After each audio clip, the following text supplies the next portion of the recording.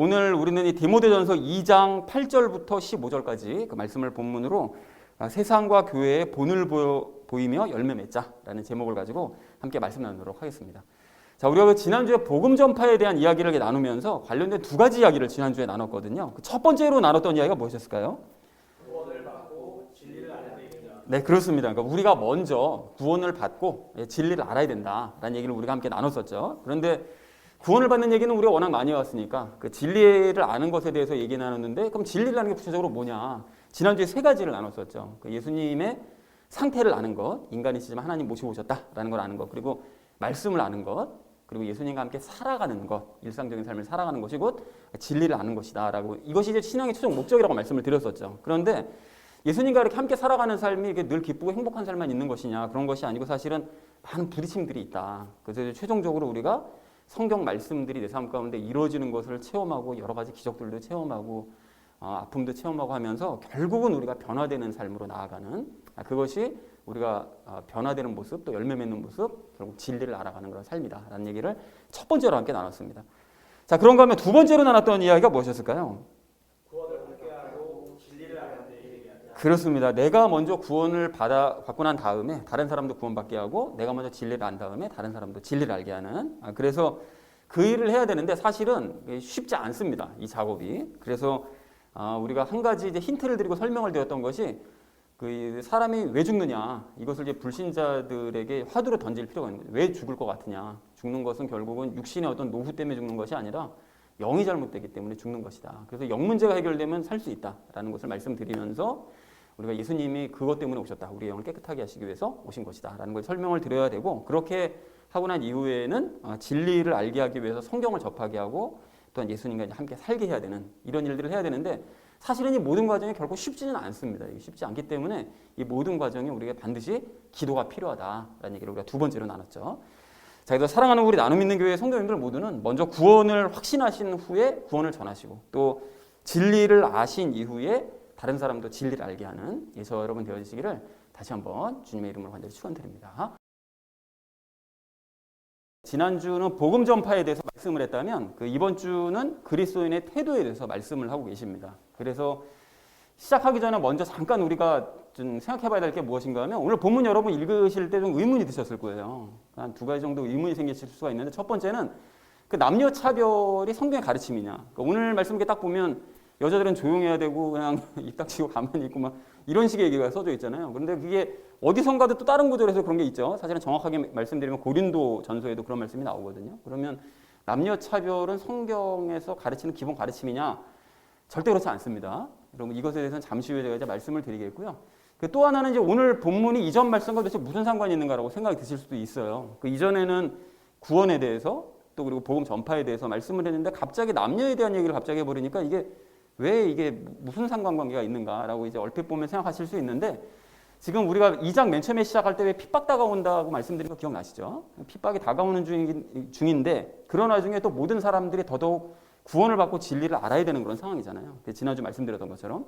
이제 그런 상황이기 때문에 이럴 때 그리스도인들이 갖춰야 될 삶의 태도가 무엇이냐, 그리스도인 남성과 여성들이 어떤 삶의 태도를 가져야 되느냐라는 것을 말씀하신 게 오늘 본문 말씀입니다. 그렇게 연결이 된다는 사실을 확인하시고 오늘 본문 말씀을 보시면 좋을 것 같습니다.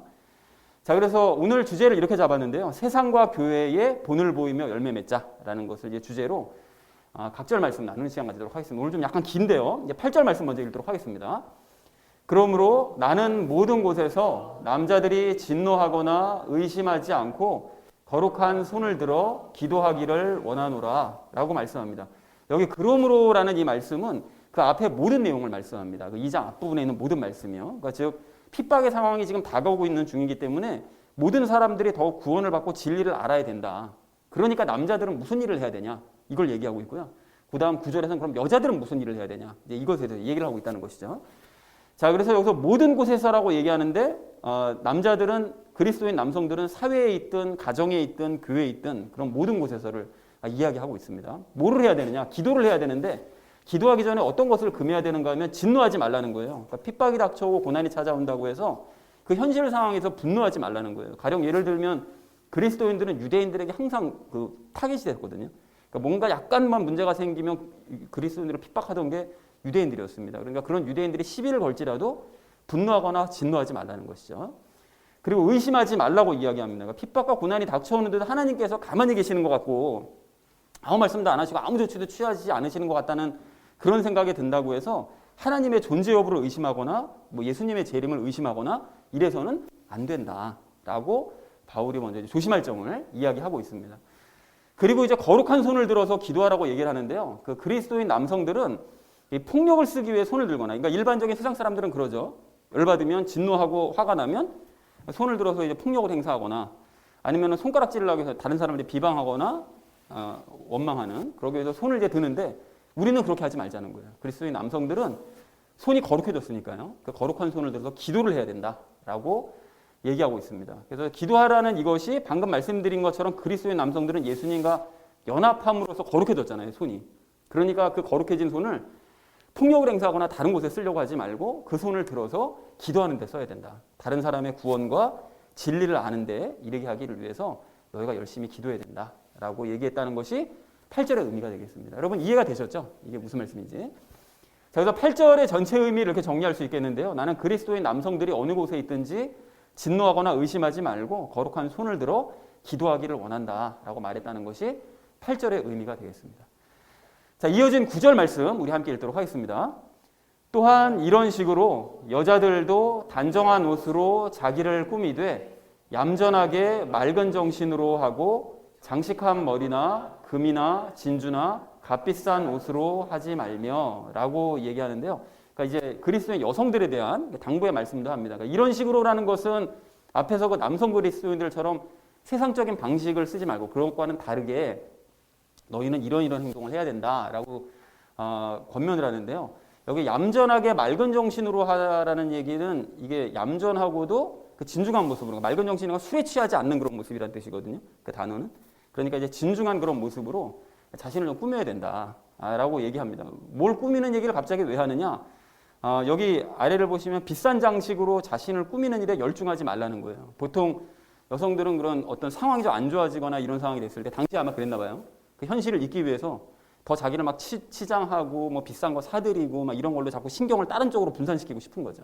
그런데 그런 일을 하지 말고 너희 자신을 꾸미되 진중한 모습으로 자신을 꾸며야 된다. 이런 세상적인 것을 가지고 꾸밀 생각하지 말고 진중한 모습으로. 자, 그래서 9절 말씀을 이렇게 정리할 수 있겠는데요. 여성 그리스도인들도 같은 마음을 가지고 단정한 옷차림으로 자기를 꾸미되 장식한 머리나 금이나 진주나 값비싼 옷이 아닌 얌전하고도 진중한 것으로 꾸미도록 해라 라고 얘기하고 그 다음 10절에서 그러면 얌전하고 진중하게 꾸미는 게 도대체 뭐냐 구체적으로 이것에 대해서 이제 부연 설명을 하고 있습니다. 그래서 10절 말씀 우리 함께 읽도록 하겠습니다. 오직 하나님의 성품을 고백하는 여자들에게 합당한 선한 행위로 하기를 원하노라 라고 말씀합니다. 여기 그러니까 앞절에 대한 이제 부연 설명인데 즉 얌전하고 진중하게 꾸미는 게 도대체 구체적으로 뭐냐 무엇인가 하면 바로 이거죠. 하나님의 성품을 고백하는 여자들에게 합당한, 즉 하나님의 성품을 닮겠다고 고백하는 그런 여성들답게, 그리스도인 여성들은 다 그러니까요. 그러니까 그에 합당한 선한 행위로 자신을 꾸미라는 거예요. 그러니까 뭐 어떤 비싼 옷이나 금이나 진주나 이런 걸 꾸밀 생각하지 말고 행위로 자신을 꾸미라는 거예요. 선한 행위로. 예수님 닮는 행위로.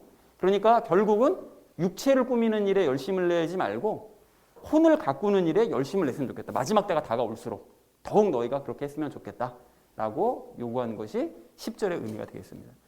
자, 10절의 의미 이렇게 정리할 수 있겠는데요. 그리스도인 여성들은 하나님의 성품을 담겠다고 고백하는 여성들답게 그에 합당한 선한 행위로 자신을 꾸미기 원한다. 꾸몄으면 좋겠다라고 얘기한 것이고요.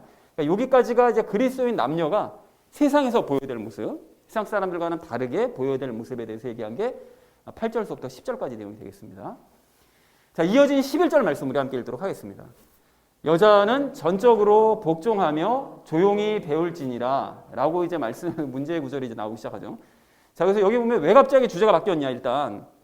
앞의 내용이랑 확 다르게 갑자기 여자들 복종에 대한 얘기를 갑자기 하고 있는데 왜 주제가 바뀌었는가 하면 그 앞절까지는 세상에서의 그리스도인들의 태도에 대해서 얘기를 했다면 여기서부터는 교회 내의 그리스도인들의 태도에 대해서 말씀하고 있습니다. 앞에는 세상에서, 여기서는 이제 교회 내에서. 자, 그러면 이 말씀을 볼 때 왜 바울은 남녀 차별로 오해받을 만한 말을 했냐? 근데 사실 이것은 남녀 차별과는 아무 상관이 없는 그런 말씀입니다. 이게 왜 그런 거냐? 요 다음에 있는 12절 말씀하고 마지막 15절에서 암시하고 있는 것처럼 당시 에베소 교회에는 그 예배를 드리거나 그 교회 생활을 하는 중에 좀 이상한 여자들이 있었던 거예요. 그 어떤 여자들인가 하면 대언자들을 무시하면서 성도들을 도리어 가르치려고 들은 그런 여자들이 있었습니다. 즉 자기가 특별 계시 받았으니까 대언자 말 필요 없고 뭐 교사들 말 다 필요 없고 내 말만 들으면 돼. 하나님께서 나에게 말씀하셨어라고 얘기하는 특별 계시 받았다고 주장하는 그런 여자들이 있었다는 거예요. 그런데 이게 참고로 고린도 교회에서도 똑같은 여자들이 있었거든요. 이것과 똑같은 설명을 하고 있는 것이 고린도전서 14장 34절부터 37절 말씀에 등장합니다. 근데 그 여자들이 에베소 교회도 똑같이 그런 여자들이 그런 종류의 여자들이 있었던 거죠. 그래서 바울이 이런 여자들은 이제 마귀의 속삭임에 속는 경우가 이제 많았기 때문에 가령 그 고린도후서에 이런 말씀하시죠. 그것은 결코 놀랄 일이 아니니 사탄도 자기를 빛의 천사로 가장하느니라. 그래서 사탄이 와서 자기를 빛의 천사로 가장하고 하나님의 말씀을 증거하겠다고 하면서 얘기를 하면 사탄의 말을 듣고 이게 하나님의 음성인 줄 알고 사람들에게 막 주장을 하는 거예요. 내가 하나님의 음성 들었다고. 그러니까 이런 경우가 너무 많았기 때문에 바울의 그런 여자들은 복종해야 된다. 배워야 된다. 라고 이제 주장을 한 것이지 모든 여자들은 다 전적으로 복종하고 뭐 조용히 배우기만 해야 된다. 그냥 이런 얘기를 하는 것은 결코 아니다. 라는 것을 확인했으면 좋겠습니다. 자, 그래서 바울은 이 예배와 교회 질서를 어지럽히는 이런 여자들을 향해서 그 대언자들에게 너희가 절대로 복종해야 되고 그 교사들에게는 조용히 너희가 말씀부터 배워야 된다. 이런 여자들이 특히나 이제 성경 말씀은 다 무시하고 왜냐하면 하나님께 직통계시 받았으니까요. 그러니까 말씀 필요 없는 거죠. 그러니까 그런 말씀부터 너희가 조용히 배워야 된다. 열심을 내야 된다라고 명령한 것이 11절의 의미가 되겠습니다. 자, 그래서 11절 의미 이렇게 정리할 수 있겠는데요. 교회의 질서를 어지럽히는 그런 여자들은 전적으로 대언자들에게 복종하며 교사들에게 조용히 말씀을 배우라 라고 얘기했다는 것이 11절의 의미가 되겠습니다. 이런 부연 설명이 없으면 이 11절 한 절만 보고서는 여자들은 그러니까 교회 내에서 입 닥치고 가만히 그냥 배우기만 하라고 이렇게 될 수가 있죠. 근데 실제로 이렇게 가르치는 교회들이 참 많다는 게 문제예요. 그 실제로 이런 가르침을 따릅니다. 그래서 여자들이 교회 오면 말을 안 하잖아요. 남편한테 복종하는 척하고 집에 가면 또 달라지고 막 이런 게. 그러니까 이런 일들이 이제 이런 것 때문에 일어나는 것이죠. 자, 이어진 12절 말씀 우리 함께 읽도록 하겠습니다. 오직 나는 여자가 가르치거나 남자에게 권위를 행사하는 것을 허락하지 아니하노니 다만 조용할지니라 라고 말씀합니다. 이게 여자가 가르친다는 거는 그 모든 여자를 가르치는 게 아니라고 그랬었죠. 그러니까 예배와 교회의 질서를 어지럽히는 아까 전에 특별 계시, 직통 계시 받았다는 그런 여자들이 성도들을 가르치는 거나 용납할 수 없다. 왜냐하면 잘못된 가르침이니까요. 바울이 이렇게 얘기하는 것이고요. 남자에게 권위를 행사한다는 것은 하나님께 받은 어떤 권위나 자격이 그런 여자들이 없었어요. 당연히 가짜 사탄에게 속아서 다른 음성 들은 거니까. 그러니까 하나님께 받은 권위나 자격이 없는데도 그 남성 대언자들에게 막 권위를 행사하면서 내가 더 우위에 있다. 내가 하나님의 음성을 내가 들었다. 너는 가짜다라고 얘기하는 이런 거 나는 도저히 허락할 수 없다라고 이제 바울이 단호하게 얘기를 하는 것이죠. 그러니까 조용하라고 얘기를 합니다. 그러니까 더군다나 또 한 가지 문제가 있었던 것이 무엇인가 하면 당시에는 그 여성들이 남성들 위해 군림을 한다거나 또 남성들을 가르치는 것을 사회적으로 용납하지 않았어요. 그러니까 뭐 지금은 그렇진 않지만 우리 몇십 년 전만 해도 약간 이런 분위기가 있었잖아요. 우리나라도. 그런데 뭐 2000년 전 이때 로마 시대 때는 여성들은 남성들 위해서 감히 뭐 이런 그 분위기가 있었기 때문에 절대로 사회적으로 용납이 안 됐습니다. 안 됐는데 만약에 혹여 이런 여자들이 막 사람들을 가르치고 남성 대언자들 막 무시하고 막 이런 모습을 불신자들이 봤어요. 교회에 왔다가. 그리고 난 다음에 세상에 나가서 그런 얘기를 막 해요. 야, 교회 가니까 뭐 이상한 일이 벌어지고 있어. 막 이런 걸 얘기하면 교회가 가뜩이나 오해를 받고 있었거든요. 뭐 성찬식 때 무슨 살과 피를 먹는다고 그러니까 사람 잡아먹는데 막 이런 오해까지 받고 있는 상황이었는데 야, 교회 완전히 질서가 엉망이야. 사회 질서도 막 걔네는 다 무시해. 이런 소문이 혹시 돌게 되면 더 큰 오해와 핍박을 받을 수 있었던 그런 상황이었기 때문에 바울은 더더욱 그런 일을 미연에 방지하고자 조용해야 된다.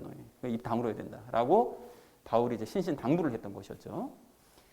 자, 그래서 12절 의미를 이렇게 정리할 수 있겠는데요. 나는 그러한 여자들이 성도들을 가르치거나 남성 대언자들에게 권위를 행사하려는 것을 도저히 허락할 수 없으니 그런 여자들은 조용히 해야 된다라고 얘기했다는 것이 12절의 의미가 되겠습니다. 자, 이어진 13절 말씀 우리 함께 읽도록 하겠습니다. 이는 아담이 먼저 지어지고 그 뒤에 이브가 지어졌으며 라고 말씀하는데요. 그 바울은 이제 그런 여자들이 이런 얘기를 듣느냐 안 듣겠죠. 안 들으니까 자기는 분명히 들었으니까요. 하나님의 음성을. 그러니까 도무지 말을 듣지 않고 반발할 것을 우려해서 이제 아담의 이야기를 그래서 언급을 한 거예요. 그래서 13절 의미를 이렇게 정리할 수 있는데 아담이 먼저 지어지고 그 뒤에 이브가 지어졌기 때문에 일단은 남성들의 말을 먼저 들어봐라 라고 이제 권면을 한 것이죠. 자, 이어진 14절 말씀 우리 함께 읽도록 하겠습니다. 또 아담이 속지 아니하고 여자가 속아 범법 가운데 있었기 때문이라 라고 말씀합니다. 여기 아담이 속지 않고 이브가 속았다, 여자가 속았다 라고 말씀하는데 그건 사실입니다. 태초에 마귀에게 속은 것은 아담이 아니었고요. 이브가 속은 거예요. 그리고 아담은 이브한테 속았습니다. 그죠? 자, 그러니까 이브가 아담을 이렇게 속인 거예요. 근데 이게 이브가 속은 것은 죄죠. 왜요? 하나님의 말씀을 안 믿었으니까, 불신이니까. 죄인데, 죄가 마음에 들어와서 그 이후로 아담을 속인 것은 죄의 열매인 거죠. 그죠? 그러니까 자기가 이제 속은 것까지는 자기 죄인데, 그것을 이용해서 남을 속이려고 하는 것까지는 이제 죄의 열매가 맺혀지게 만드는 그런 행위를 한 거죠. 그래서 범법 가운데 있었던 거예요. 죄를 지은 가운데, 죄의 열매를 맺은 가운데 있었다라고 바울이 설명하고 있습니다. 그러니까 마찬가지로 이게 똑같은 상황인데, 그 이브도 사탄의 거짓말에 속아서 죄를 짓고 아담도 속여잖아요. 근데 마찬가지로 지금 이 여성 대원자들, 거짓 여성 대원자들도 사탄에게 거짓 계시 받고 속았잖아요. 그리고 속은 다음에 그것을 대원자들과 성도들을 속이려고 하는, 그러니까 아담을 속이듯이 딱 이런 상황이었기 때문에 바울이 이 비유를 들은 것이죠. 그러니까 절대로 이렇게 하면 안 된다라는 것을 바울이 아담과 하와의 상황을 통해서 이제 이야기를 하고 있습니다.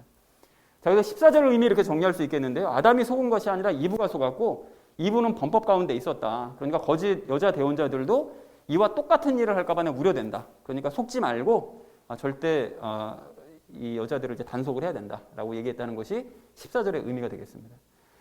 자, 마지막 15절 말씀 우리 함께 읽도록 하겠습니다. 그럼에도 불구하고 그들이 맑은 정신으로 믿음과 사랑과 거룩함 가운데 거하면 그녀가 해산함으로 구원을 받으리라 라고 말씀합니다. 여기 이제 그럼에도 불구하고라는 건 이런 여자들이 그동안 잘못된 행동들을 많이 했죠. 말을 더 안 들으려고 하고 막 교회 질서 어지럽히고 막 자기가 뭐 하겠다고 하고 되게 많이 이런 행동을 했지만 맑은 정신으로 다시 이제 제정신을 차리면이라고 얘기합니다. 아까 전에 맑은 정신이 뭐라고 그랬는가 하면 그 술 취하지 않는 상태라고 그랬었잖아요. 그러니까 좀 의역을 하자면 좀 진중하게 이런 일들에 힘쓰면 구원을 받을 거다라고 얘기하는데 여러분 믿음과 사랑과 거룩함 가운데 거하라는 것을 한마디로 정리하면 뭘까요? 결국은 예수님 닮는 모습, 열매 맺는 그런 모습이 되겠죠. 그래서 열매를 맺는 이런 삶을 살게 되면 그 9절, 10절 앞에서 얘기했던 그런 여인들처럼요. 그 뭐 비싼 옷 사고 막 뭐 돈 낭비하고 막 이런 거 하지 말고 거룩한 모습으로 변화되어야 되는 그런 삶에 열심을 내야 되는 것처럼 이렇게 하라는 거죠. 그런데 이런 말로 밀어서 이 여자들은 열매 맺는 삶을 살지 않았던 거예요. 구원조차 받지 못했던 여자들이었던 거죠. 그러니까 무조건 구원도 안 받은 상태에서 내가 하나님의 음성 들었으니까 내 말 들어야 돼. 막 이런 식으로 했던 여자라는 것을 알 수가 있습니다. 자, 그러니까 그녀가 이제 해산해야 된다고 얘기하는데 말씀에 순종해서 열매 맺는 삶은 잠시 후에도 말씀드리겠지만 해산의 고통이 따르는 삶입니다. 그냥 거저 주어지는 건 아니에요. 거저 열매 맺히지 않습니다, 여러분 절대. 그래서 그것에 대해서 잠시 후에 이제 말씀을 드릴 거고 구원을 받으리라라고 이제 말씀을 하는데 바울은 이 여자들이 거짓 대원자로서의 삶을 이제 다 청산하고 오직 열매 맺는 그런 삶으로 해서 전념을 하게 되면 그럼 비로소 구원을 받을 수 있을 것이다라고 이제 말을 했다는 것이 15절의 의미가 되겠습니다. 자, 그래서 15절을 이렇게 정리할 수 있겠는데요. 많은 잘못에도 불구하고 그녀들이 진중하게 열매 맺는 삶에 전념한다면 해산의 고통을 겪은 후에 비로소 구원을 받을 수 있을 것이다 라고 얘기했다는 것이 15절의 의미가 되겠습니다. 그러니까 이런 여자들은 시작도 못한 거예요. 신앙생활 아직 시작도 못하고 그냥 저 뒤에서 그냥 아직까지 시작도 못한 상태로 있다가 이제 시작을 하게 되는 것이죠. 자, 그래서 오늘 본문 말씀을 이렇게 정리할 수 있겠는데요. 나는 남자 성도들이 진노하거나 의심하지 말고 기도했으면 좋겠다. 또한 여성들도 육신을 꾸미지 말고 이제 혼을 꾸미되 하나님의 성품을 담는 행위로 자신을 꾸몄으면 좋겠다라고 말을 했고요. 그리고 반면 교회를 어지럽히는 그런 여자들은 대원자에게 복종하면서 조용히 배워야 된다. 나는 그런 여자들이 가르치거나 권위를 행사하는 것을 허락하지 않을 테니 교회에서 그런 여자들은 침묵해야 된다라고 얘기를 했고요. 태초에도 아담이 먼저 지어졌고 이브가 속아서 범법 가운데 있었기 때문에 똑같은 일을 시도하려고 하는 그런 여자들도 교회에서 침묵해야 된다. 속지 않게 조심해야 된다라고 얘기를 했고요. 그리고 마지막에 그럼에도 그녀들이 진중하게 열매 맺는 데 이제 정신을 차리고 열매 맺는 삶에 전념하면 해산의 고통이 따른 뒤에 구원을 받을 수 있을 것이다 라고 얘기했다는 것이 15절의 의미가 되겠습니다. 여러분 오늘 이야기가 전체적으로 정리가 되셨죠? 무슨 얘기를 하고자 하시는지. 자, 그래서 이제 다시 한번 이걸 잠깐 정리를 하자면 아까도 설명했듯이 오늘 본문은 핍박이 다가오는 중에 모든 사람들이 구원받고 진리에 이르러야 되는 이런 상황이 되기 때문에 그래서 그런 와중에 그리스도인 남녀가 세상에서 또 교회에서 보여줘야 될 삶의 태도에 대해서 말씀을 하고 계신다라는 것을 알 수가 있습니다. 그래서 그런 의미에서 우리가 적용 시간에 세 가지 이야기를 나눌 건데 세상의 본을 보이는 삶, 또 교회의 본을 보이는 삶, 마지막으로 열매 맺는 삶에 대해서 이야기를 나누도록 하겠습니다. 그래서 오늘 이야기 결론이죠. 세상과 교회의 본을 보이면서 열매 맺자라는 것을 이제 주제로 나머지 이야기는 삶에 적용하면서 함께 말씀 나누도록 하겠습니다. 세상과 교회의 본을 보이며 열매 맺어야 될 우리가 첫 번째로 함께 나눌 이야기는 세상의 본을 보이자는 것입니다. 여러분 그 아까도 설명을 드렸던 것처럼 그 오늘 8절서부터 10절까지 말씀은 핍박과 고난의 상황이 닥쳐올 때 그리스도인들이 세상에 어떤 그 모습을 보여줘야 되느냐 이것에 대해서 얘기를 하고 있는 것이죠. 그래서 당시에 그 일반적인 남자들은 아까도 설명한 것처럼 어려운 상황이 닥치면 그 8절 말씀처럼 일단은 분노하는 거예요. 참을성이 없으니까 분노하고 막 온갖 의심을 품으면서 이것도 잘못되고 저것도 잘못되고 저것들 때문에 우리가 이렇게 되고 막 이런 생각을 하는 거죠. 그리고 여성들은 9절 말씀처럼 그런 현실을 잊기 위해서 더 사치스럽게 자신을 꾸미는 그런 생활을 했던 거예요. 그러니까 자꾸 신경을 이런 현실이 싫으니까 자꾸 이제 다른 쪽으로 신경을 이제 분산시키려고 이런 일을 했는 것이 이제 일반적인 모습이었는데 그리스도인 남성과 여성들은 이래서는 안 된다는 것입니다. 여러분 어떻게 하라고 그러죠?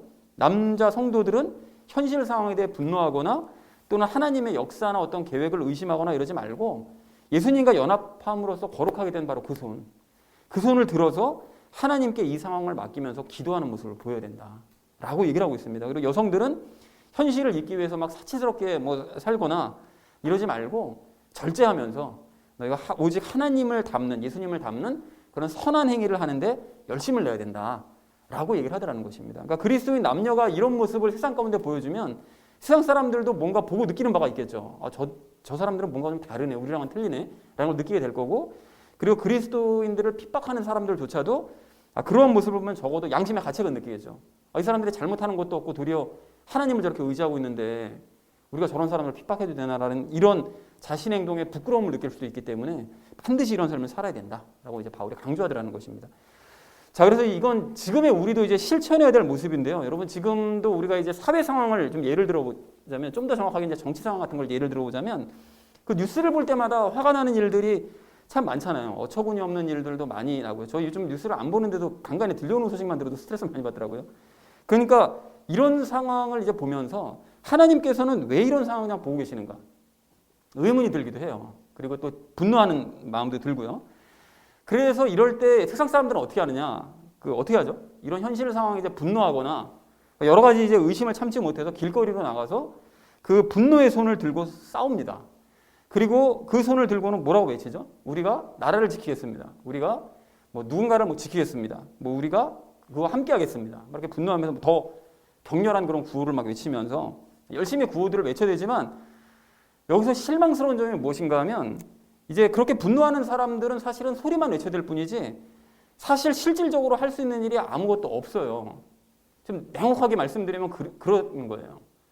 여러분 그래서 권력을 가진 사람들이 그런 것을 막 무서워하고 이렇게 좀 주저하면 상관이 없는데 그런 걸 전혀 개의치 않는 그런 사람들은 또 자기 마음대로 행한다고요. 그렇게 행하면 그 일을 멍하니 지켜볼 수밖에 없는 거예요. 그럼 또 열받는 거죠. 그럼 또 분노해서 또 나가고. 그러니까 이게 계속 반복되는 거예요. 그러니까 사실 이게 뭘 할 수 있을까 생각해 보면 법을 어기면서 그런 권력을 가진 자들을 뭐 끌어내려가지고 두들겨 패기를 하겠어요. 아니면 그렇다고 해서 권력 집행을 무슨 힘으로 막겠어요. 법 집행을 하겠다는데 막을 방법이 없잖아요. 그래서 권력을 가진 사람들이 그런 사람들을 우습게 아는 거예요. 그러니까 불만만 많고 소리만 질러댈 뿐이지 그들이 할 수 있는 일이 아무것도 없다는 사실을 그들이 너무나 잘 알고 있는 거예요. 그러니까 우습게 생각하고 자기 하고 싶은 대로 다 하는 거죠. 그럼 여러분 어떻게 해야 됩니까? 뭐 우리 국민들이 뭐 권력을 빼앗아 올 수 있는 방법을 막 연구를 해야 됩니까? 아니면 끝까지 우리가 뭐 싸울 수 있는 방법을 찾아야 됩니까? 여러분 이게 교훈을 얻어야 되는 것이 무엇인가 하면 그 지난 그 금요일 토요일 여러분 큐티 그 말씀 한번 생각해 보세요. 그 사울 기억하시죠? 그 사울에게 지금 남아있는 전쟁을 블레셋과의 전쟁을 앞두고 하나님도 안 계세요. 함께하지 않으시고 사무엘도 떠났어요. 그리고 무기도 없어요. 병사들도 2,000명 중 600명만 남았습니다. 아무것도 없어요. 대책도 없어요. 그러니까 아무것도 가진 게 없어요. 사울이.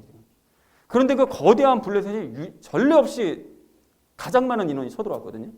그럼 이런 상황에서 그런 자들을 상대해보려고 혼자 상대해보려고 혼자 싸워보려고 그냥 아무런 의미 없이 병사들 숫자나 세고 있어요. 저쪽은 지금 수십만 명이 왔는데 600명 세고 있어요. 이게 무슨 의미가 있습니까, 이게? 아무 의미가 없잖아요. 그러면서 아무 생각 없이 그냥 블레셋과 대치만 하고 있는 거예요. 그러니까 하나님 없이, 하다못해 뭐 대책도 없이 그냥 혼자서 내가 이 싸움을 어떻게 싸울 수 있을까? 이것만 생각하고 있더라는 거죠. 그런데도 싸우겠다고 버티고 있으니 이건 그냥 똥꼬집인 거죠, 그냥. 자, 그렇다면 우리는 어떻게 됩니까, 여러분? 사울처럼 숫자나 세고 있는 그 악한 손이요. 그 남을 비난하는 그 손이요. 여러분, 분노에 휩싸인 그 손이요. 그 손을 어떻게 해요? 내려놓고 이제 예수님과 연합한 사람만이 가질 수 있는 그 거룩한 손이요. 그 손을 들어서 이 상황 전체를 하나님께 맡기는 기도를 하기 원합니다. 여러분, 사울은 그렇게 손을 들어서 기도할 생각을 하지 않고 자기가 뭐 한번 해보려고 자꾸 이렇게 숫자만 세고 있었기 때문에 내가 가진 게 뭐지? 내가 뭐 할 만한 게 뭐 있지? 이런 것만 세고 있었기 때문에 최종적으로 모든 것을 다 잃고 죽음의 길로 갈 수밖에 없었어요. 그런데 여호사밧 기억하시죠? 또 히스기야 왕 기억하시잖아요? 그런 왕들은 그 거룩한 손을 들어서 기도하는 길을 택했기 때문에 승리할 수밖에 없었다는 사실을 우리는 절대로 잊지 말아야 된다는 것입니다. 그래서 우리 성도님들 모두는 세상 사람들이 모두 걸어가는 그 분노의 길이요. 그게 쉬워 보이죠? 의심의 길이요. 막 화도 막 풀어보고 얼마나 좋습니까? 쉽고 간단한 길인 것 같잖아요. 그런데 그게 사울의 길이라는 사실을 여러분 잊지 마시고 우리는 기쁨의 길, 믿음의 길, 여호사밧과 히스기야의 길로 걸어가기를 원합니다. 하나님께 맡기는 길이 가장 빠른 길임을 여러분 기억하시고 그걸 세상에 본으로 보이자는 것입니다. 자, 그런가 하면 여러분 오늘 본문에서 말씀하시는 여성들이 그 꾸미는 경우도 마찬가지인데요. 지금도 이제 많은 사람들이 그런 현실이 어려움이 닥치거나 뭐 막 보기 싫은, 막 접하기 싫은 어떤 이런 현실 상황을 맞닥뜨리게 되면 그걸 잊기 위해서 자꾸 자신을 뭐 꾸미거나 뭐 물건을 사거나 그래서 뭐 누가 뭐 그러더라고요. 뭐 열심히 그냥 백화점 막 쇼핑몰 돌아다니고 막 이런다고. 그리고 또 뭐 택배 같은 거 막 시켜가지고 참되게 택배 받고 막 이런다고. 그리고 자꾸 잊고 싶은 거예요. 현실을, 이런 어려운 상황을. 그리고 이런 식으로 해서 현실을 자꾸 도피하려는 경향들이 있는데 또는 뭐 술을 마시거나 또 아니면 뭐 어디 놀러 가거나 뭐 기타 유흥 등으로 자꾸 현실을 도피하려는 경향이 있는데 여러분 이런 행동들을 왜 합니까? 왜 하는가 하면 이유가 있어요. 이 혼이 받는 이 스트레스와 이 두려움을 혼적인 활동으로 잠깐 잊어보려고 하는 거예요. 자꾸. 모든 사람들은 다 그렇게 삽니다. 그렇게 사는데 여러분 잘 아시는 것처럼 이건 근본적인 해결책이 아니에요. 그럼 어떻게 해야 됩니까? 여러분 혼이 받는 스트레스는 혼으로 해결하려고 그러면 절대로 해결이 안 되고요. 영적인 일로 해결하셔야 됩니다. 그리고 그 영적인 일이라는 게 무엇인가 하면 앞에 8절에서 나왔던 것처럼 기도하는 거예요. 그래야 근본적으로 문제가 해결되는 거예요. 그리고 또 10절에서 말씀하시는 것처럼 더더욱 예수님의 성품을 담는 선한 행위를 하는 것, 이것이 영적인 활동입니다. 여러분 그러니까 이게 10절에서 왜 굳이 바울이 여성들에게 이렇게 예수님 닮는 활동을 열심히 하라고 얘기를 왜 했겠어요? 하나님께 기도로 맡겨놓고 너는 네 할 일 열심히 하라고. 그럼 하나님께서 나머지 일들은 해결해 주신다니까. 그걸 믿는 게 그리스도인 아니니? 믿음 가진 게? 이거를 바울이 지금 얘기하고 싶은 거죠. 그러니까 이렇게 우리가 세상 사람들과 똑같이 행하던 과거의 습관을 내려놓고 영적인 활동을 하면 하나님께서 당연히 기뻐하시겠죠. 모든 사람들이 다 세상적인 방법 쓰는데 너희는 틀리네? 기뻐하시죠. 그러면 하나님께서는 우리가 드렸던 기도에 더욱 빨리 응답해 줄 줄로 믿습니다. 여러분 그리고 이것이 바로 그의 나라와 그의 의를 먼저 구하면 이 필요한 모든 것을 다 더해 주시겠다는 그 말씀이랑 다 일맥상통하는 거 아니겠습니까? 사랑하는 우리 나눔 믿는 교회 성도님들 모두는 현실 상황이 마음에 들지 않는다고 해서 분노하시거나 분노는 되죠. 그리고 하나님 막 의심하시거나 뭐 현실을 잊기 위해서 자극적인 것을 찾아서 자꾸 관심을 다른 곳으로 돌리는 삶을 이제는 버리시기 바랍니다. 이 뒤로 하시고 대신 거룩한 손을 들어서 하나님께 기도하면서 현실 맡기시고 열매 맺는 삶에 지속적인 열심을 내셔서 하나님의 능력을 세상에 보여주시고 그래서 우리 주변에 있는 사람들을 구원에 이르게 하고 진리를 알게 하는 데 이르게 하는 저 여러분 되어주시기를 주님의 이름으로 간절히 축원을 드립니다.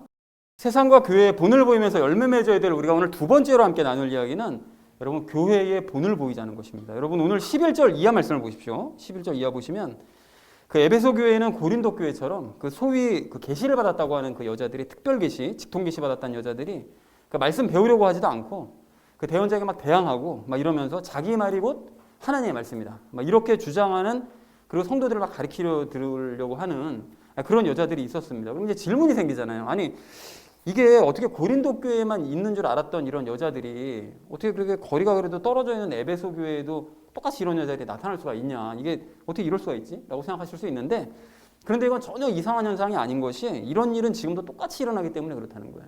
여러분 잘 아시잖아요. 하나님께 뭐 직통 계시, 특별 계시 뭐 받았다, 뭐 이래가지고 그 새로운 말씀을 하나님의 말씀을 전하겠다 이런 목사들 참 많고요. 이제 그런 사람들 특징이 성경 연구를 안 합니다. 그러니까 왜냐하면 성경에서 나온 얘기를 할 수가 없어요. 왜냐하면 성경에서 나온 얘기를 하면 그건 특별 계시가 아니잖아요. 그러니까 성경에 없는 얘기를 자꾸 한다고요. 그러니까 성경 연구도 안 하고 그냥 성경도 몰라요. 그리고 자신의 말이고 하나님의 말씀이다. 일방적으로 주장하는 거죠.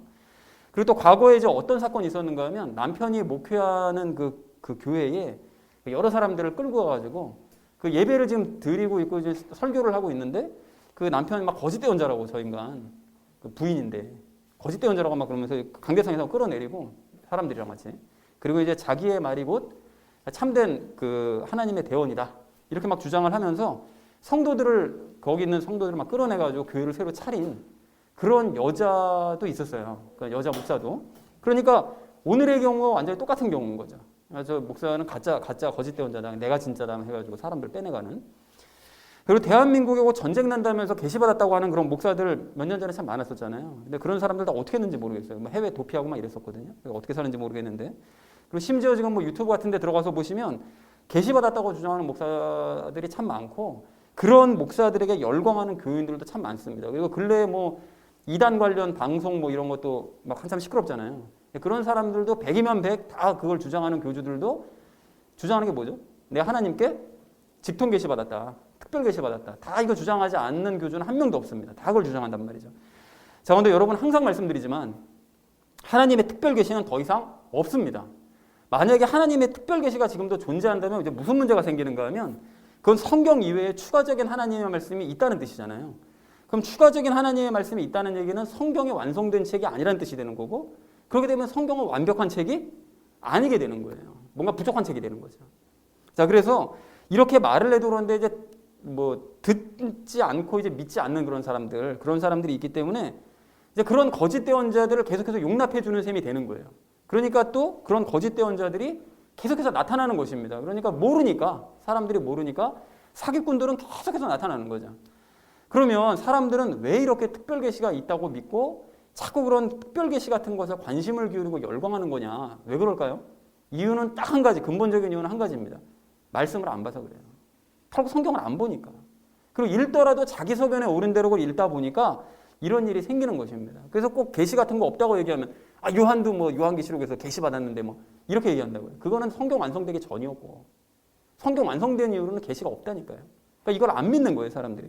그리고 이렇게 자기 소견에 옳은 대로 믿으면서 신앙생활하는 사람들이 너무 많다 보니까 솔직히 대한민국의 미래가 많이 걱정이 되긴 해요.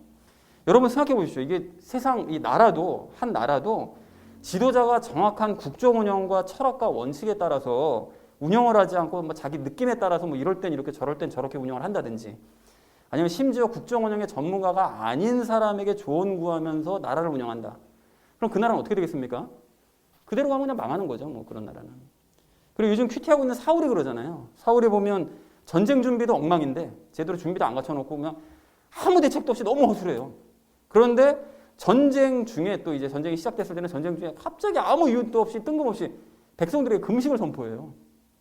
너무 황당한 조치인 거죠. 이게 도대체 왜 하라는 거야? 이게 전부 다 이해를 할 수 없는 거예요, 백성들이. 그래서 나중에는 자기가 뭘 안에 또 무당 찾아가가지고 자신과 나라의 미래를 물어보다가 큰 두려움에 휩싸여서 결국은 이제 죽음에 빠져들게 되는 거 아닙니까? 가정도 마찬가지라는 거죠. 여러분, 가정 나름대로의 원칙과 규칙을 정해놓고 그 원리에 따라 이게 움직여져야지 이게 아무런 그런 규칙도 없이 그냥 가족 구성은 그냥 각자의 느낌에 따라 자기 경험에 따라 자기 지식에 따라 서로 다르게 가정을 움직이려고 하면 그런 가정은 틀림없이 바르게 설 수가 없어요. 뭐 당연한 거 아니겠습니까? 그런데 하물며 교회는 어떻게 되느냐고요. 교회는 하나님께서 정하신 원리와 원칙에 따라 이게 움직여져야 되는 것이 맞는 건데 하나님께서 말씀하지도 않으신 특별 계시나 막 사람 운운하고 뭐 그런 특별 계시에 막 열광하고 막 이러면서 사람들이 따라간다면 대한민국의 교회의 미래가 장차 어떻게 되겠느냐고요. 여러분, 이게 불을 보듯 뻔하지 않습니까? 뭐 망하는 게 당연하겠죠. 자, 그러면 교회를 움직이는 기본 원리와 원칙이 도대체 뭐냐? 여러분, 뭐죠? 교회를 운영하는 원리와 원칙은 특별 계시가 아니고 하나님의 말씀입니다. 성경 말씀이에요. 그렇다면 이러한 진리를 알고 있는 우리는 너무나 당연하게 하나님의 말씀에 순종하고 말씀을 따라야 될 줄로 믿습니다. 그리고 가정과 이 교회도 말씀을 기준으로 운영이 되어야 된다는 거죠. 그렇게 하나님의 말씀을 따르는 길이 때로는 이 세상적인 방법과 비교했을 때 비합리적인 것처럼 느껴질 때도 있어요. 아니 꼭 이렇게 해야 되나? 이게 말씀을 따라가면 너무 돌아가잖아 이건 라고 생각될 수도 있고 영 틀린 방법인 것처럼 여러분 느껴진다 할지라도 우리는 그러한 혼의 느낌을 믿지 말고 변화없는 하나님의 말씀을 믿어야 됩니다. 여러분 그러니까 우리는 평소에 이제 말씀을 기준으로 하루하루의 삶을 살아가고요. 또 말씀에 근거해서 이렇게 함께 모이고요. 또 말씀을 기초로 예배를 드려야 됩니다. 그렇게 우리 모두가 철저히 말씀 위주의 삶을 살고 말씀 중심의 예배를 드리면 계시운운하는 그런 사람들이 우리 곁으로 감히 접근을 하지 못할 거고요.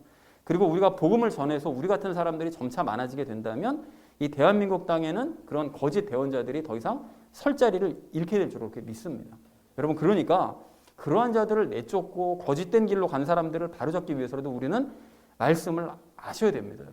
그런 의미에서 여러분 11절 이하 말씀을 좀 다시 보실까요? 여러분 보시면 이 말씀이 단순하게 그 이상한 여자 대언자들에게 주시는 말씀만이 아니라는 걸 알 수가 있어요. 모두에게 적용 가능합니다. 여러분 11절 말씀처럼 우리는 어떻게 해야 되는 거죠? 전적으로 말씀에 복종하고 하나님 앞에서 늘 침묵하면서 말씀을 배워야 돼요. 그런 시간을 가져야 됩니다. 그 시간이 큐티 시간이에요.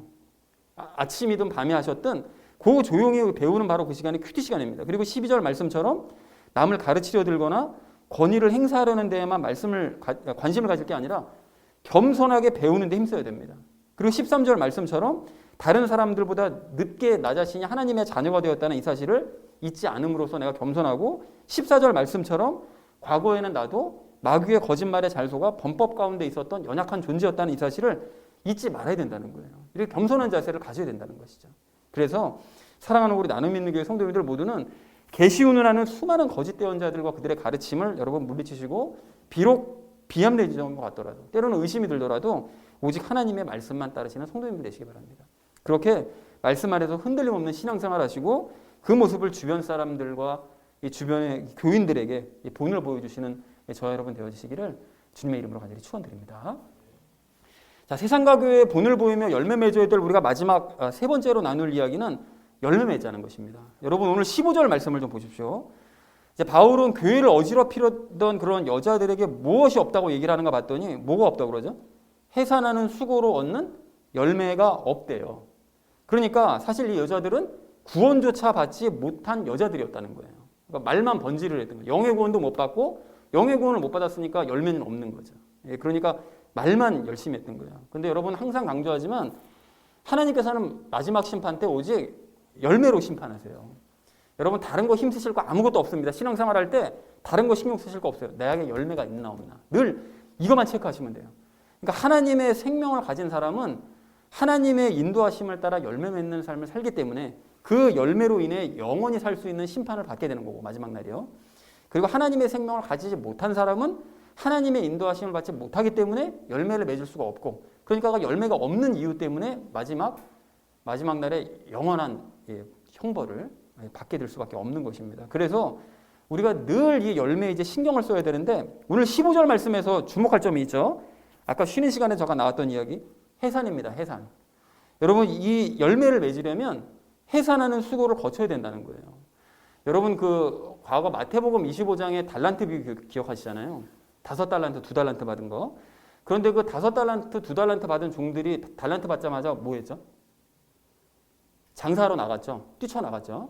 근데 여기서 여러분이 얘기하는 이 달란트는 뭐 재능이나 이런 게 아니라 예수님이라고 그랬고 그 장사는 뭐라고 그랬는가 하면 예수님을 닮는 그 행위들이라고 말씀을 드렸습니다. 자, 그러니까 달란트를 받은 사람이 장사를 하기 위해서 뛰어나가는 것이 급하게 뛰어나가는 것이 너무나 당연한 모습인 것처럼 영의 구원을 받은 사람이 예수님을 받은 사람이 혼의 구원을 이렇게 열매 맺는 삶을 살기 위해서 달려나가는 거, 열심을 내는 거 이건 너무나 당연한 모습인 거예요. 뭐 달란트 받았는데 장사 안 하러 간다고요? 그럼 나중에 심판받잖아요. 그러니까 그것처럼 받았으면 그러니까 사실 그 한 달란트 받은 사람 받은 것도 아니죠. 바로 땅에 묻었으니까. 그러니까 받았으면 예수님을 받았으면 혼의 구원을 위해서 수고하는 그런 모습이 나타나는 건 너무나 당연하다는 거예요. 그런데 장사가 쉬우냐? 절대 쉽지 않습니다. 세상 장사도 쉽지 않지만 열매 장사도 쉽지 않아요. 여러분 그래서 우리는 이 열매 장사를 위해서 많은 수고를 감수해야 되고 온 정성을 쏟아 부어야 됩니다. 그럼 이런 질문이 있을 수가 있잖아요. 아니 열매는 뭐 예수님께 뭐 나무이신 예수님께 가지로 붙어 있으면 열매는 저절로 맺히는 거라면서요. 당연하죠. 근데 왜 수고를 해야 됩니까? 왜 수고를 해야 되죠? 예수님께 양분만 잘 받으면은 열매 맺는 건 너무나 당연한데 뭐가 방해를 해서요? 우리 안에 있는 죄가 방해를 하니까 매번 그 양분이 오지 못하도록 자꾸 믿지 못하게 만들고 자꾸 방해를 하니까 그러니까 우리가 죄와 이기는 자꾸 싸우는 수고를 할 수밖에 없다는 거예요.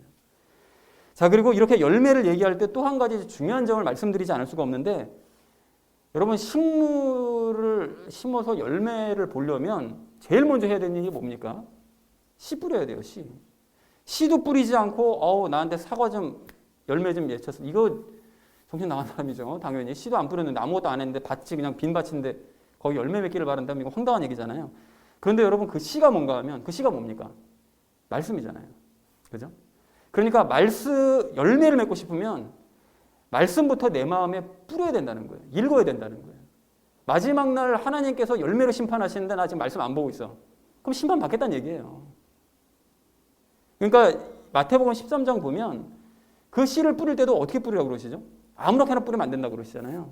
그러니까 아무렇게나 뿌리면 사탄에게 말씀을 빼앗기든지 그 말씀 때문에 도리어 염려하고 근심하게 된다. 이제 이렇게 말씀하시더라는 거예요. 그러면 열매는 없다는 거예요. 그렇게 되면. 그러니까 어떻게 해야 되느냐? 하나님의 그 말씀을 마음밭에 이제 뿌릴 때, 읽을 때 그것이 크게 열매를 맺게 만들려면 좋은 밭에 뿌려야 된다는 거예요. 그러면 좋은 밭에 뿌리는 게 뭐냐? 말씀을 읽을 때 그 말씀을 읽을 때 갈급한 마음으로 집중하면서 읽고 아멘으로 받으면서 말씀을 읽어야 된다는 것입니다. 자, 그런데 여러분 그렇게 말씀을 읽으면 그 지난주에 말씀드렸던 것처럼 그 말씀에 기록된 내용이 내 삶 가운데 그대로 막 체험이 되는 막 이런 정말 기쁨에 정말 놀라운 그런 경험을 하면서 말씀이 꿀처럼 그럴 때 막 달죠. 이게 진짜 내 삶 가운데 이렇게 체험이 되네. 막 꿀처럼 달 때도 있지만 더 많은 경우에 있어서는 기록된 그 말씀이 자꾸 나를 책망하면서 내 혼을 찌르시기 때문에 마음이 불편해지는 경우가 참 많아요. 그래서 가령 오늘 본문 말씀만 해도 그런 거 아닙니까?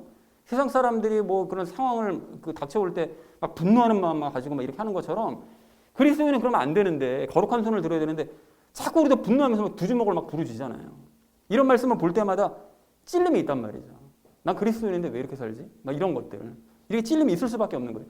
지난주에 수요 성공부 시간에 잠깐 말씀을 드렸는데 어떤 목사님이 말씀하시기를 성경은 읽으면 99% 우리 마음을 불편하게 하는 말씀만 있대요.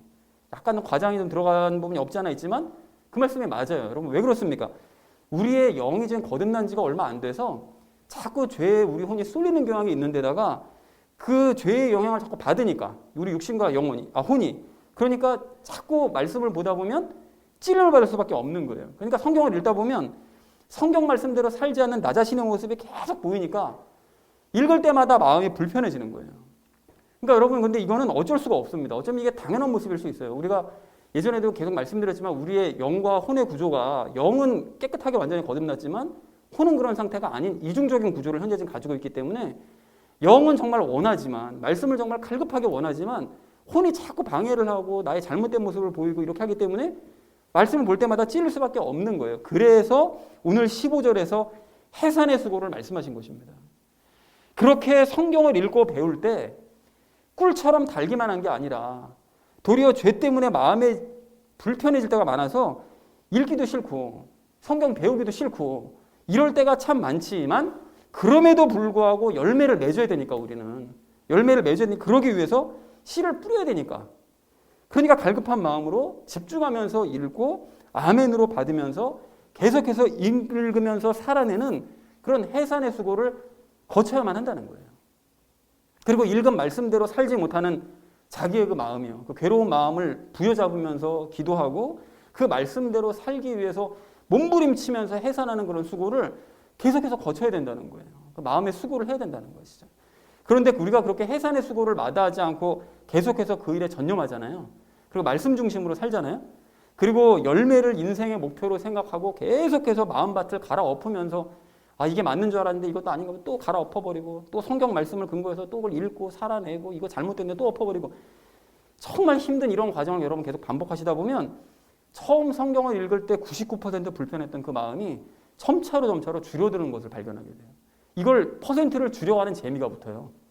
그리고 그렇게 성경을 볼 때마다 점차 불편한 마음이 줄어들고 꿀처럼 단 말씀들이 늘어나는 것이 이것이 그리스도인들이 누릴 수 있는 참된 기쁨이요. 성경에서 말씀하시는 기쁨이에요, 여러분.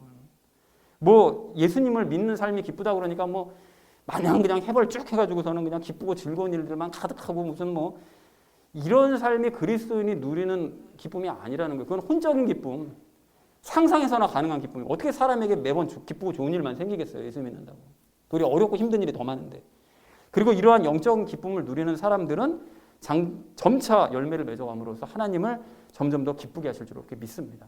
그래서 사랑하는 우리 나눔 믿는 교회 성도님들 모두는 교회를 어지럽히던 그런 여자들이나 또는 교회를 어지럽히는 그런 이단들에게는 도저히 발견할 수 없는 거 뭡니까? 열매요, 열매. 그런 사람들은 도저히 맺지 못하는 거. 그 열매를 맺으시기 바랍니다. 해산의 수고를 마다하지 않고 그 장사에 열매 장사에 공을 들이시기 바랍니다. 그렇게 하기 위해서 말씀에 더 집중하시고 그래서 불편한 마음이 점차 기쁜 마음으로 변화되는 것을 체험하시고 삶의 열매도 늘어나는 참된 기쁨을 누리시기 바랍니다. 그렇게 하셔서 하나님을 기쁘시게 하고 우리를 지켜보는 사람들에게 본을 보이시는 저와 여러분 되어지시기를 주님의 이름으로 간절히 축원을 드립니다. 세상과 교회의 본을 보이면서 열매 맺자라는 것을 주제로 이제 말씀 나눴는데요. 첫 번째로 나눴던 이야기가 세상의 본을 보이자는 말씀을 나눴죠. 자, 그래서 세상 남자들은 불합리한 현실 상황을 만나면 무엇하고 뭐 한다고요? 분노하고 진노하고 또 의심하고 라고 한다고 그랬었죠. 그러니까 분노하고 의심한다. 자, 그런데 그리스도인 남성들은 거룩한 손을 들어서 뭐 해야 된다고요? 기도해야 됩니다. 우리는 기도해야 되는 그런 의무를 가지고 있습니다. 자, 그래서 세상의 여자들은 현실을 잊기 위해서 과도하게 꾸미거나 과하게 소비하는, 자꾸 신경을 다른 쪽으로 분산시키는 이런 행위들을 하지만 그러나 그리스도인 여성들은 예수님을 닮는 이거를 하기 위해서 힘써야 된다고 그랬어요. 뭐였습니까? 행위, 어떤 행위요? 선한 행위를 하기 위해서 우리가 힘을 써야 된다. 예수님을 닮는 선한 행위를 하기 위해서. 그리고 우리 두 번째로 나눴던 이야기가 교회에 이제 본을 보이자고 그랬죠. 그렇게 앞에서 우리가 세상에 본을 보였다면 교회에서는 이거를 받았다는 여자들이 말씀을 거부하고 자신의 말을 가르치려고 그랬어요. 무엇을 받았습니까, 여자들이? 계시요. 직통 계시 받았다고 하는 그런 여자들이 말씀을 거부하고 막 이랬었죠. 그래서 더 이상 특별 계시는 없다. 왜 그렇습니까? 성경이 완성되었기 때문에 그래요. 더 이상 특별 계시는 없습니다, 여러분. 그래서 국가와 가정과 교회의 운영도 모두 하나님의 무엇이 기준이 돼야 된다고요? 말씀이 기준이 돼야 된다. 말씀으로 여러분 국가가 운영되고 가정이 운영되고 교회가 운영되면 걱정 염려가 없겠죠. 근데 그렇게 되지 않으니까 이제 문제가 되는 것이죠. 자, 그리고 이것으로 거짓 대언자들을 분별해야 됩니다. 뭡니까? 당연히 말씀으로 거짓 대언자들을 분별을 해내야 됩니다. 자, 그리고 그 일을 위해서 겸손히 말씀을 배우는 일에 열심을 내면서 본을 보이자라는 것이 오늘 우리가 두 번째로 나눴던 이야기였습니다. 그래서 마지막으로 나눴던 이야기가 열매 맺자는 것이었죠. 자, 그래서 거짓 대언자들에게는 무엇이 없다고요? 열매가 없습니다. 거짓 대언자들에게는. 자, 그런데 열매를 맺으려면 무슨 고통이 따른다고요? 해산의 고통이 따른다. 자, 그래서 열매를 맺으려면 씨를 뿌려야 되는데 제일 먼저 씨를 뿌리는 것이 첫 작업인데 이 씨는 곧 하나님의 말씀이다. 그리고 말씀을 읽는 것이다 라고 말씀을 드렸고요. 그래서 말씀을 읽으면서 불편해지는 그 마음이 점차 줄어들어 갈 때, 그럴 때 참된 무엇이 있습니까? 참된 행복도 있죠. 또 성경에서 말씀하시는 기쁨이 있죠. 성령님의 그 두 번째 열매인 참된 기쁨이 있습니다. 그리고 무엇이 맺힌다고요? 열매가 맺힐 수밖에 없다라는 것을 우리가 마지막 세 번째로 이야기 나눴습니다. 자, 그래서 사랑하는 우리 나눔 믿는 교회 성도님들 모두는 세상 사람들과는 달리 영적인 일로 혼적인 이 고통들을 물리치시기 바랍니다. 또한 이 말씀으로 거짓 대언자들의 거짓말을 분별해내시기 바랍니다. 그리고 말씀에 씨를 뿌리고 해산의 고통을 겪으심으로써 열매 맺어가시기 바랍니다. 그렇게 하셔서 세상과 교회의 본을 보이는 저와 여러분 되어지시기를 주님의 이름으로 간절히 축원을 드립니다. 우리 함께 기도하겠습니다.